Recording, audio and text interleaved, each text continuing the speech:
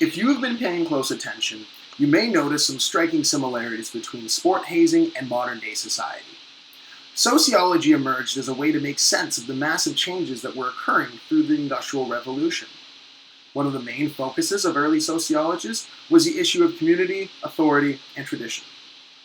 With new social interactions occurring from the influx of populations into cities, individuals wondered where their role was in society. A hierarchy in society had to be established, and conflict and power were the crux of this hierarchy. Class conflicts and power relations are two major themes that are seen in early sociology and are the basis for conflict theory. The two main sociologists associated with conflict theory are Karl Marx and Max Weber.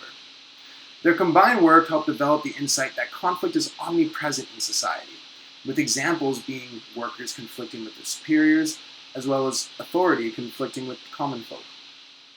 In sport, this conflict is seen as a power imbalance between owners and players, as well as rookies and veterans. Hazing is used to establish this hierarchy through fear and coercion, determining exactly where the power lies, making the rookies understand that they hold none of it.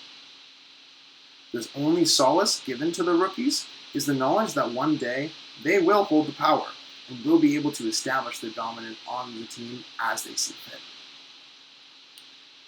The power imbalance created through hazing is done by breaking down the rookie to almost nothing, forcing them to grow under the condition of the team.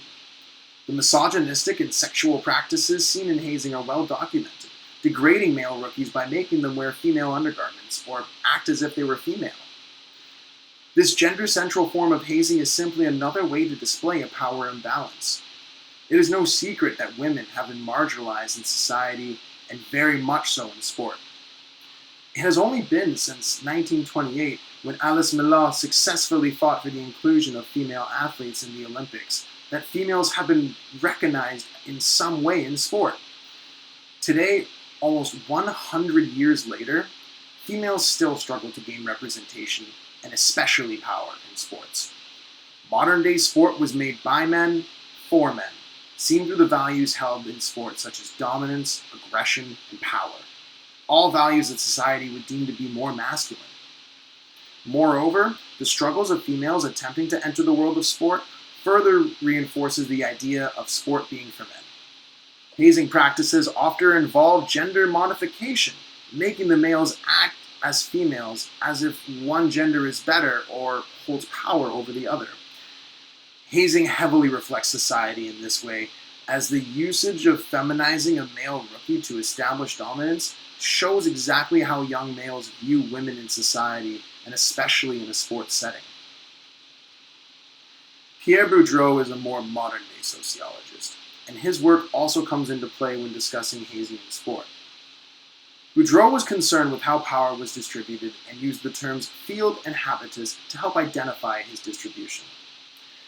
The field refers to the space that which people find themselves in where hierarchy or power relations are prevalent. His second concept, habitus, refers to the way in which people act within a field, and that these actions are predetermined in the field and reinforce themselves.